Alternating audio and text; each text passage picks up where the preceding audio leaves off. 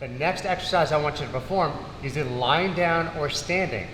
This is going to be a lacrosse ball to the posterior shoulder. You can use a tennis ball, softball. I prefer lacrosse ball because it's nice and firm. You want to go behind the shoulder and you're going to find a tender spot inside the shoulder. The moment you find a tender spot, you're going to lie down. From here, you're going to move the shoulder around, getting into that tight spot. And you want to fish around a little bit. It's okay if you move.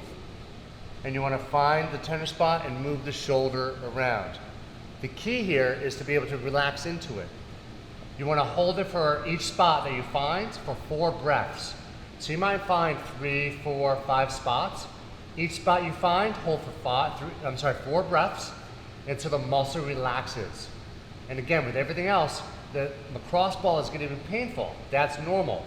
You should have decreased pain after this. If you have any increased pain, make sure you speak to your physical therapist.